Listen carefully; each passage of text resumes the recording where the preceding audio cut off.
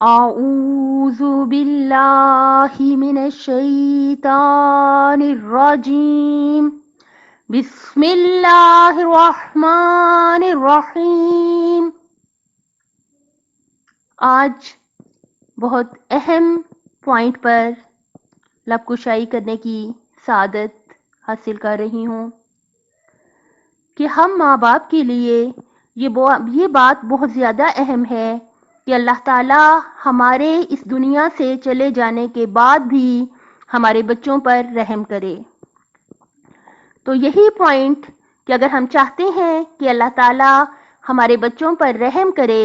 اور ان کی مشکلات کو دور کرے تو اس کے لیے ہم کیا کریں، تو قرآن مجید سے میں آپ کو اس کا جواب دینا چاہوں گی۔ سپارہ جو ہے 15ویں 16ویں سپارے میں سورہ کہف ہے، جس میں حضرت موسیٰ علیہ السلام اور حضرت خضر علیہ السلام کا واقعہ بیان کیا گیا ہے، جسے ہم ہمیشہ سے سنتے آ رہے ہیں۔ سورہ کہف کی آیت نمبر 82، اس میں اللہ تعالیٰ نے جو اس کا مفہوم ہے وہ یہ ہے، سورہ کہف آیت نمبر 82،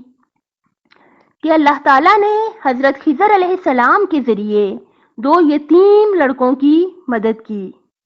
اور اس کی وجہ کیا تھی؟ اس کی وجہ ہمیں آیت میں ملتی ہے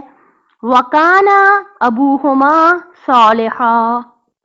کہ ان دونوں لڑکوں کا جو باپ ہے، جو والد ہے، وہ نیک شخص تھا۔ یتیم لڑکوں کا جو والد تھا وہ نیک شخص تھا، صالح تھا، لہذا اس شخص کے اس دنیا سے چلے جانے کے بعد بھی اللہ تعالیٰ نے حضرت خضر علیہ السلام کے ذریعے اس کے دونوں لڑکوں کی مدد فرمائی۔ اگر ہم بھی صالح ہو جائیں،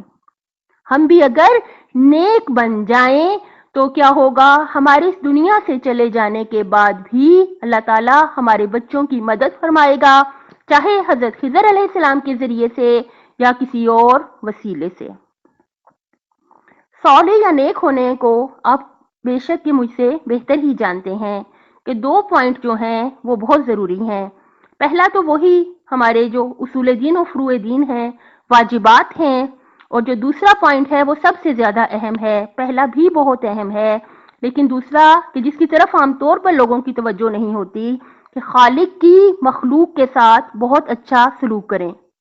چاہے اس کی مخلوق ہمارے ساتھ اچھا سلوک کرے یا نہ کرے، ہم اس کی مخلوق کے ساتھ ہمیشہ اچھا سلوک کریں۔